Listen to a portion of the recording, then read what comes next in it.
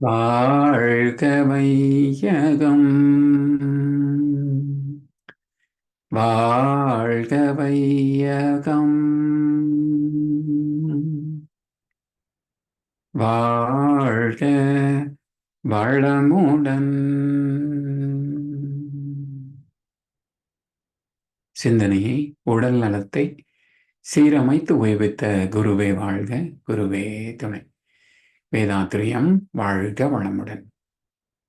இன்று வரை உலகில் தோன்றிய அனைத்து சித்தர்களும் ஞானிகளும் மகான்களும் மற்றும் வேதாத்திரிய கோட்பாடுகளை அர்ப்பணிப்புணர்வோடு அகிலமெங்கும் உணர்வாக்கிக் கொண்டிருக்கும் ஞான ஆசிரியர்களின் மதிநுட்பமும் ஒருவர்களோடு சுக்குமமாய் நம்மை சூழ்ந்திருந்து நாம் உய்வதற்கு துணை நிற்குமாக என்று சங்கல்பித்துக் கொண்டு இன்றைய தவ நிகழ்வை இறைவணக்கம் குரு வணக்கத்தோடு நாம் இனிதே துவங்குவோம்.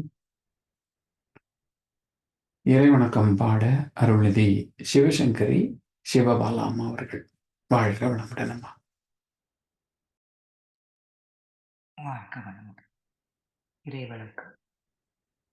எல்லாம் வல்ல தெய்வமது எங்கும் உள்ளது நீக்கமர சொல்லால் மட்டும் நம்பாதே சுயமாய் செந்தே தெளிவாய் வல்லாய் உடலில் இயக்கம் அவன் வாழ்வில் உயிரில் அறிவும் அவன் கல்லார் கற்றார் செயல் விளைவார் காணும் இன்ப துன்பமவன் அவனின் இயக்கம் அணுவாற்றல் அணுவின் கூட்டு பக்குவம் நீ அவனில் தான் நீ உன்னில் அவன் யார் நீ யார் பிரிவேது அவனை மறந்தால் நீ சிறியோன் அவனை அறிந்தால் நீ பெரியோன் அவன் நீ ஒன்றாய் அறியுமிடம் அறிவு முழுமை அதிமுக்தி அறிவு முழுமை அது முக்தி. வாழ்க வளமுடன். குரு வணக்கம் பாட அருள்நிதி செந்தில் சுகுமார் ஐயா அவர்கள். வாழ்க வளமுடன்.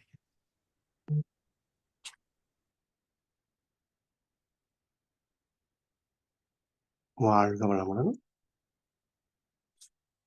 ஒரு வணக்கம்.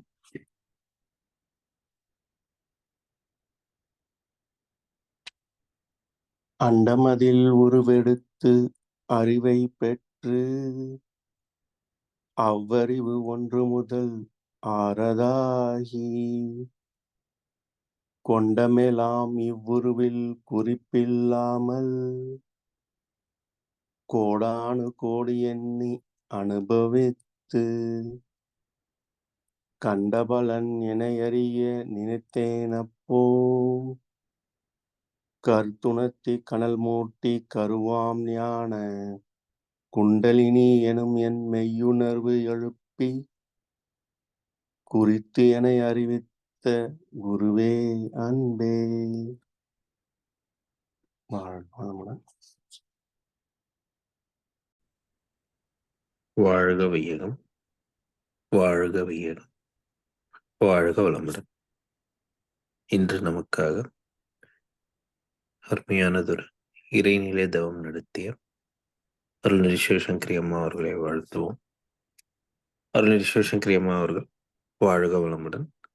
அவர்களின் அன்பு குடும்பம் வாழ்க வளமுடன். அவர்களின் உடல் நலம், பொருள் வளம், மனவளம் மற்றும் அவர்களின் ஆன்மீக தொண்டு வாழ்க வளமுடன். வாழ்க வளமுடன். வாழ்க வளமுடன். நன்றிகளை. வாழ்க.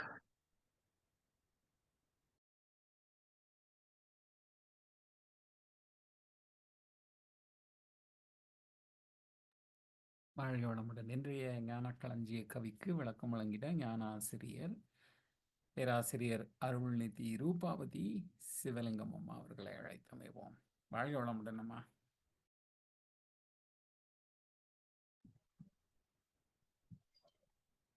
வாழ்க வையகம், வாழ்க வையகம், வாழ்க வளம். குரு புகழ் வாழ்க, குருவே துணை. ஞானக்களஞ்சியம் பாகம் 2 இருந்து கவி எண் 1726. கவி பிரம்மமே அறிவு, அதுவே நான்.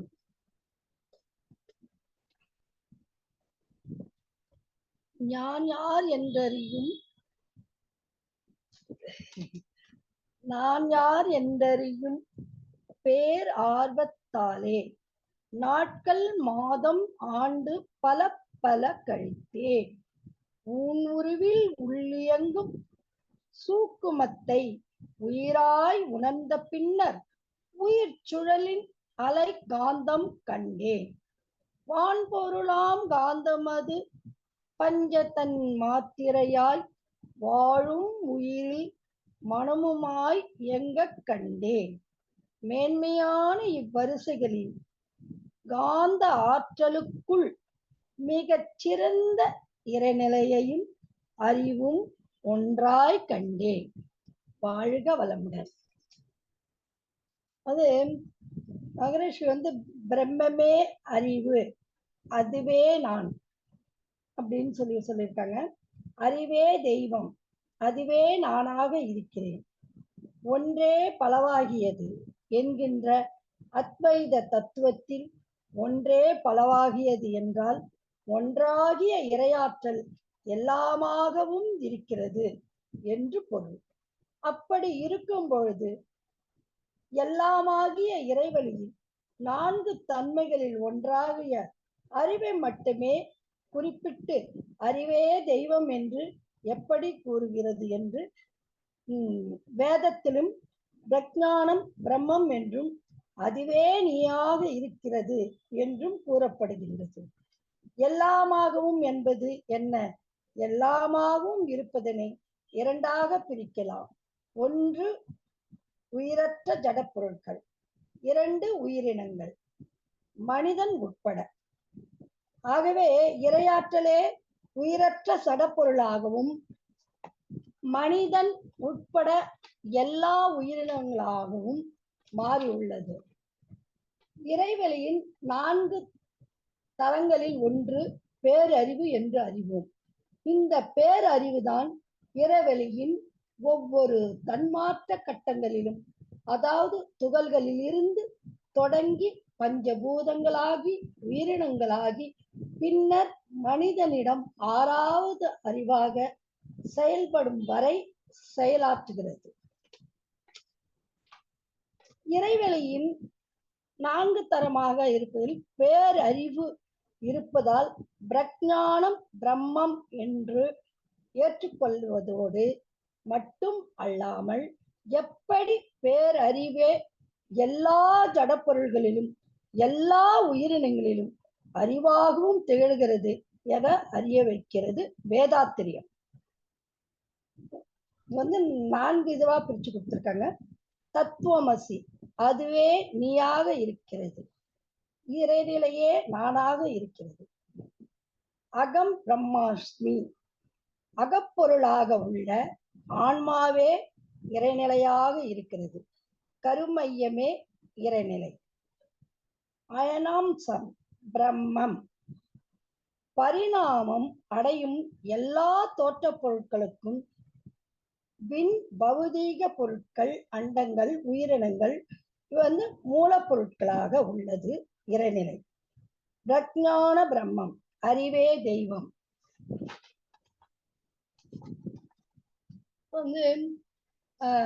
நான் யார் என்றறியும் பேர் ஆர்வத்தாலே நாட்கள் மாதம் ஆண்டு பல பல கழித்தேன்.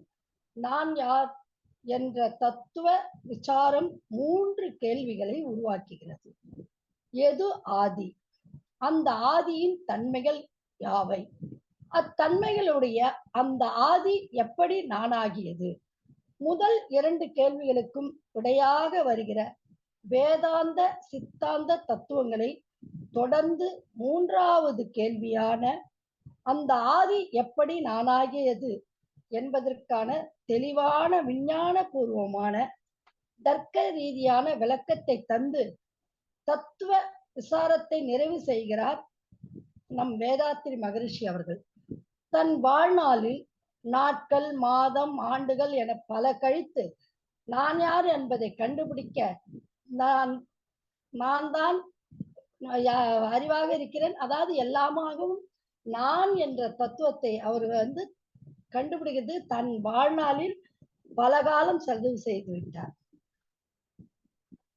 ஊனுருவில் உள்ளேங்கும் சூட்கமத்தை உயிராய் உணர்ந்த பின் உயிர் சுழலின் அலை காந்தம் கண்டேன். இறைவெளியே தன் நெருக்கத்தால் இறைத்துகள்களாகி மாறியது. இந்த இறைத்துகளின் கூட்டுதான் முதல் பௌதீக விண்துகள்கள் அல்லது ஆகாஷ் துகள்கள் அல்லது வேதங்களான முழமுதற் ஆகாஷ் துகளின் இயக்கத்தில் அமைந்திருப்பது. இந்த துகளின் தன்மையை நாம் பார்ப்போம். மின்னிலிருந்து வெளியேறும் காந்த ஆற்றலாக உள்ள இறைத்துகள்கள் மீண்டும் தற்சுழற்சி வேகம் குறைந்து பூஜ்யமாகி சுத்தவெளியாகி இறைநிலையாக அடையும் போது ஏற்படுகின்ற விளைவுகளே பஞ்சத்தன் மாத்திரைகளாகும். அவை மாற்றம் பெறுகிறது. வாழும் உயிர்களில் மனமாகவும் இயங்குவதை கண்டோம். வான்பொருளாய் காந்தமது பஞ்சத்தன் மாத்திரையாய் வாழும் உயிரில் மனமாய் இயங்க கண்டேன். அது உடல் முழுவதும் சுழன்று ஓடிக்கின்ற இருக்கிற ஜீவகாந்த அலைகள் ஐம்புலன்கள் வழியாகவும் மூளையின் வழியாகவும் இயங்குகின்ற போது மனமாகவும் செயல்படுகிறது.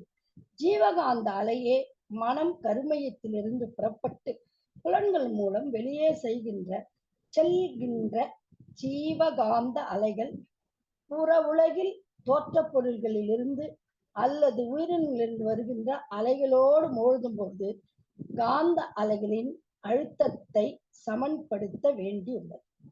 அப்பொழுது ஜீவகாந்தத்தில் ஏற்படும் உயர்வு ஏற்று நிலைதான் உணர்வதே மனமாகவும் கருமையம் மூளை புலன்கள் இவை இணைந்து செயலாற்றுவதே மனம். ஐம்புலன்களின் வழியாக ஜீவகாந்தம் செலவாகின்ற போது அழுத்தம் ஒளி சுவை மனம் என்ற 5 தன்மாத்திரைகளாகவும் மூளையில் உள்ள ஜீவகாந்தம் மனமாக இயங்கி உணர்கிறது. உயிர்த்துளர்களின் மையத்தில் சுத்தவெளி அதாவது இறைநிலை உள்ளது. கருமையத்திலும் சுத்தவெளி இருப்பாக இருக்கிறது. காந்தம் என்பது இறைத்துகளோ இறைநிலையின் முன்பகுதி.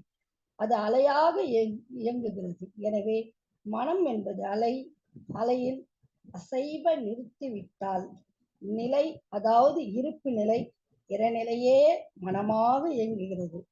இறைநிலையின் பேரறிவு மனித உடலில் சிற்றறிவாக மனமாக இயங்குகிறது. மேன்மையான இவ்வரிசைகளின் காந்த ஆற்றலுக்குள் மிகச் சிறந்த இறைநிலையையும் அறிவும் ஒன்றாக கண்டேன்.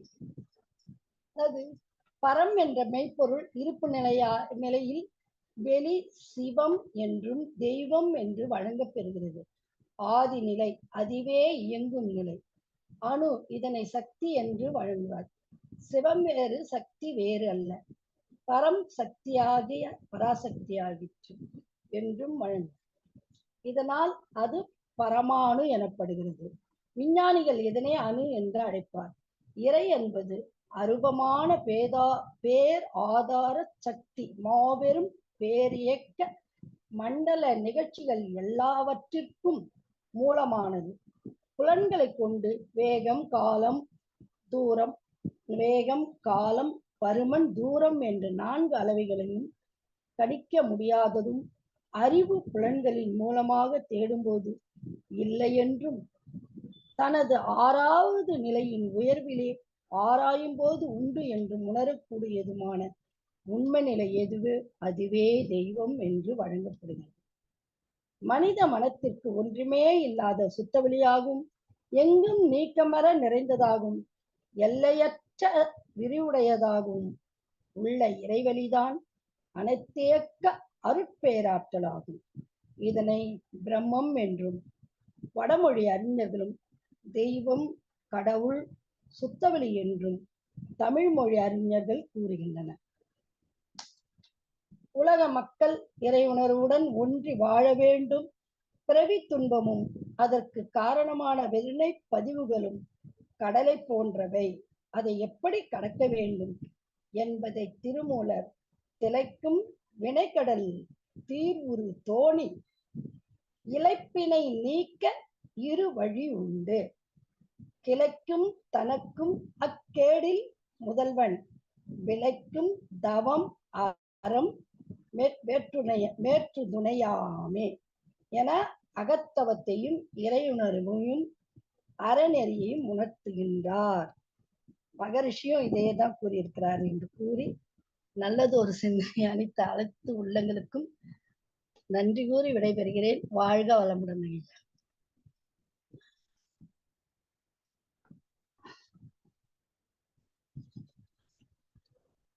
வாழ்க வளமுடன். இன்றைய ஞான களஞ்சிய கவிக்கு மிகச்சிறப்பாக விளக்கம் வழங்கிய ஞான ஆசிரியர் பேராசிரியர் அருள்நிதி ரூபாவதி சிவலிங்கம் அம்மா அவர்களும் அவரது அன்பு குடும்பத்தினரும் அருட்பேராற்றல் கருணையினாலே உடல் நலம், ஈழாயுள், நிறை செல்வம், உயர் புகழ், மெய்ஞானம் ஓங்கி வாழ்க வளமுடன், வாழ்க வளமுடன், வாழ்க வளமுடன். நன்றிகளம்மா. அருமை பாடல்கள் பாடி நிறைவு செய்யும் தருணம் இது. வேதாத்திரிய பாடல் பாட அருள்நிதி ஸ்ரீராம் ஜேபி ஐயா அவர்களும், பிரம்மஞான கவி பாட அருள்நிதி செந்தில் சுகுமார் ஐயா அவர்களும், உலக நல வாழ்த்து பாட அருள்நிதி சிவசங்கரி சிவபாலாமா அவர்களும். வாழ்க வளமுடன்.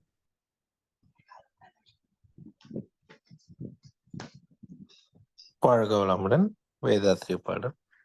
போரில்லா நல்லுலகம், பொருள் துறையில் சமநீதி, நேர்மையான நீதிமுறை, நிலவுலகற்கோராட்சி, சீர் செய்த பண்பாடு, சிந்தனையோர் வழிவாழ்வு, சிறப்புணர்ந்த பெண் மதிப்பு, தெய்வ நீடு வழிவாழ்தல், தேர் திருவிழா தவிர்த்தல், சிறுவர்க்கே விளையாட்டு, செயல் விளைவு உணர்கல்வி, சீர்காந்த நிலை விளக்கம், பார் முழுதும் உணவு நீர் பொதுவாக்கல், பல மதங்கள் பல கதவுள் பழக்கம் ஒழித்து, உண்மை ஒன்றை தேர்ந்தெடுதல். வாழ்க வளமுடன். வாழ்க வளமுடன். பிரம்மஞான பாடல். இறைவெளியே தன்னிருக்க சூழ்ந்தழுத்தும் ஆற்றல், இதன் திணிவு மடிப்பு விழ சுழலும்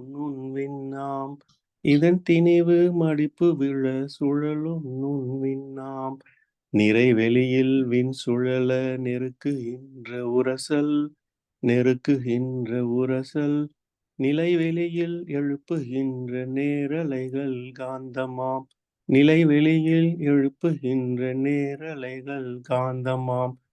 மறைபொருளாம் காந்தம் தன் மாத்திரைகள் ஐவகை, மலைக்காதீர் விண்கூட்டம் மாபூதம் ஐந்துமாம்,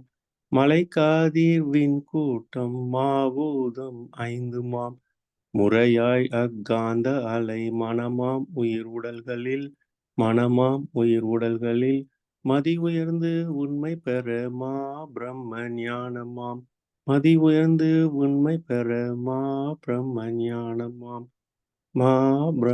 ஞானமாம், வாழ்க வளம். வாழ்க வளமுடன். உலக நல வாழ்த்து.